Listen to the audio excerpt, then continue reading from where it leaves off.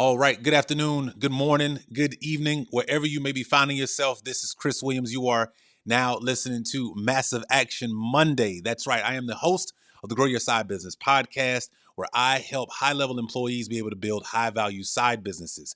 You can go right now to sidebusinessmasterclass.com, register for our free webinar where we're going to be able to teach you the things that I wish somebody would have been teaching me as I was growing my side business. The 4 biggest mistakes high achieving employees make when growing a side business is available now. Sidebusinessmasterclass.com. Make sure you go there. So for today's Massive Action Monday, what I'd like to do is I'd like to be able to have a conversation that I have been pondering. And the more that I have been talking to people, the more I understand that it's available. So if you're watching this right now, give me a comment down in the comment section. Let me know where you're watching from, where you are. We want to make sure that we shout you out. But just give us a comment down below and we'll make sure that we shout you out. So with that being said, listen, there's importance. I'm going to tell you right now, I have found a serious importance in building a business to last myself a lifetime. I have found importance in understanding that some things you're going to have to be diverse in your skill set. There's an importance of understanding how certain things can't need to be done in order to be able to put yourself in the best position to win. But I am learning some things that have helped me start to unravel some of the hardcore truths that I have accepted. Okay. And I want to kind of explain what I mean as we go. So here's the thing. There's a big difference between mastery of a skill set and a difference between versatility of skills. Okay. So there's mastery of skill set and versatility of skills. And I feel like for quite some time in my life, I spent way more time focused on versatility of a bunch of different skills than I actually did gaining mastery in one skill. So, there's the whole conversation around being able to stand out, right? You got to do stuff to stand out. You got to make yourself, irrefutable, right? And that sounds great on the surface. The only issue and the only problem with that idea is in a world where you try to do so many things and you hope that you have so many irons in the fire, as they mentioned, and when one of them pop off, then you'll run to that. Well, it sounds great on the surface. The problem is keeping a bunch of irons hot is really hard. Okay, so yes, it is hard to work your day job, be able to have the things in that day job happen that you need, and at the same time be able to um, build a side business or build a side business in one thing and try to build a second one in another. It's extremely difficult. Context switching, focus, productivity, all of those things are impacted the more things that you try to get done. Well, the thing that I'm discovering when I talk to people and when I think about my personal journey, um, mastery is hard, but mastery requires you to let go. So I want to help us on this Massive Action Monday really think through mastery versus diversity in skill set. This does not mean as a result of mastery you don't pick up some other things. That's not what it means. I mean this extreme focus and idea of saying, I am only going to focus on this one thing for right now, and that's it. That is a difficult decision for many people to make because we're afraid of, come on, let's just be real, y'all. We're afraid of the idea that, well, what if I miss out on this thing? What if I miss this?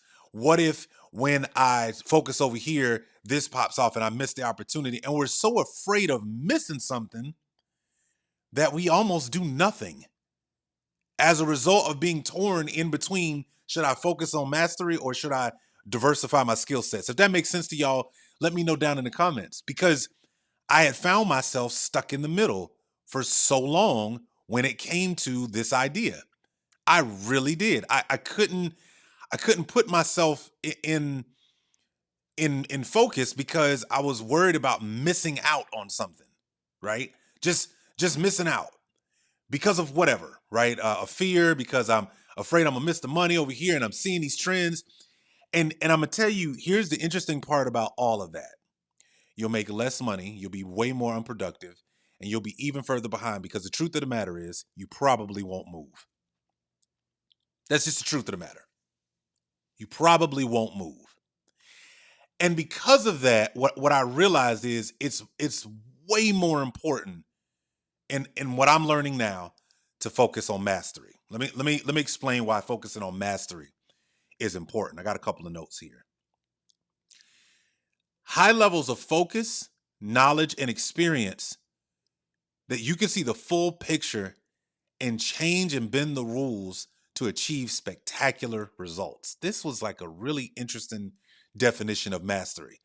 Mastery, I'm gonna read this definition again. I thought this was pretty cool. You have such high levels of focus, knowledge, and experience that you can see the full picture and bend and change the rules to achieve spectacular results. Ladies and gentlemen, that is a definition of mastery. I like that definition of mastery, but there's some hidden truths about that definition of mastery that scares me. Okay, let's talk about the first one. The first hidden truth about that is I'm going to have to let go of some things or some things. Yep. So for those of us working a day job, that might mean you might have to let go of the comfort and familiarity of the current role you're in and navigate your way through your corporate job now, your corporate company now, and find an area that supports the skill set that you're trying to develop mastery in. I hope what I just said did not go over your head. I didn't say you want to do it. Okay? I didn't say you want to. I am saying to you, well, I am asking you to consider sometimes we got to do the things we don't want to in order to ultimately do the things that we aspire to do. So you might have to take a different spin on your current look of your career over the next year and say, hey, listen, I know ultimately I'm trying to build this side business. I know ultimately this is the things that I'm going to need in order to be able to grow. And I know I got current skill gaps, but I need to develop mastery in this thing because this is what's going to help me. Well, you got to be honest with yourself and say, in the current role I'm in, is it helping me to get mastery, or is it just pulling me away? And that's one of them hidden truths that we gotta be willing to at least discuss. You've read the books. There's a book by Robert Greene, who I read that definition of mastery from. Robert Greene wrote the book called Mastery, right? And that's the definition that's in his book, Mastery. Obviously, as you know, one of the things they say, if you do something for 10,000 hours, that'll at least gain you mastery. I want to modify that a bit. I don't think it's the 10,000 hours, because here's the truth of the matter. I could do 10,000 hours and do 10,000 hours of the wrong way to do something, right? So they say, 10,000 hours you can swing a golf club. Well, what if I'm swinging the club wrong? So I've spent 10,000 hours swinging it wrong. That doesn't mean I have mastery. It means I spent 10,000 hours doing it the wrong way. So 10,000 hours is a thing, but 10,000 hours doing it the right way is the better thing. And so I think that the most important part of this mastery versus a diverse set of skills is to understand that our goal in saying we're going to build a high value side business is to develop mastery in a particular skill set so that the market can't deny you, so that the niche that you're working with cannot deny you. That's what we ultimately want to show as mastery. Now, a diverse set of skills. Well, listen, I think you're going to get them as a result of going after mastery. I think you get a diverse set of skills as we continue to move through this life. How do we know that? Well, before you had kids, you didn't know about parenting and patience as much. You didn't understand negotiation and those things as much. And then you messed around and got some kids, and some new skills had to develop as a result of having those kids. So I feel like in life, we will get to other skills in our world because of just continuing to grow and mature in this world, if you so choose. Not everybody chooses to mature, but if you choose that route, certain things will come along. Here's the other crazy part about mastery. This is the other truth that I'm learning more and more every day. The other crazy part about mastery, it does not require me to have mastery in other skill sets. In other words, I don't have to be Mr. or Mrs. Perfect in order to build a high value side business. What I do have to be willing to do is acknowledge the big gaps that I do have and let other people who have mastered that area work and help me. That's the big difference. Okay. If I'm really good as a communicator, if I'm good at ideas, if I'm good at content creation, if I'm good at telling stories, but I don't know how to actually build a business around it, I probably should go find people that are really good at building businesses and say, hey, listen, why don't we work together? Because I'm really good at this thing. I see you're really good at that part, and I need your part in order to be able to build a business. You need my part because I'm the one that's willing to come up with the content. See how that works? See, mastery just requires us to ensure that we acknowledge and have serious self-awareness of the gaps that we have when it comes to our skill set, because we chose to develop mastery in one skill set. See how that works? It causes us to have to focus and pay attention and say, okay, if I want to grow a healthy side business and one day turn it into a full-time business, I got to develop mastery. But in my pursuit of mastery, make sure I'm mastering it the right way, whatever that skill set is, and make sure that I'm very self-aware of where the gaps are that I need to fill with other people's help. Which means you're going to have to develop the ability to lead, the ability to communicate, the ability to problem solve. Those are going to be defaults to you developing mastery, because you've got to allow other people to come into your world and be masters at the part that they're good at. Russell Brunson talks about there's the attractive character in your business, meaning the person that people are drawn to, right? They're charismatic. They can put the message out there. Some companies would call them the evangelist, right? There's the operator. The operator is the one that is making sure that, like, yo, we're making money, right? I like the attractive character, and I don't want to be the attractive character. I'm the operator. I don't really care about that. I don't need to be seen. I don't need my name called. I'm just making sure that the wheels are on the bus and that we're making money, right? So you got the attractive character out front, you got the operator on the inside, and then you have what'll basically be like a third partner, which is basically like your a glue person, right? Your glue person just makes sure everything connects and works well. They're making sure you have all of the pieces, that the operator has what they need, the attractive character has what they need, and they can continue to move forward, right? So, but that takes mastery. The attractive character has to be willing to master being out front, master marketing, master communicating and telling stories. But they also realize I'm not that good at building a business behind this.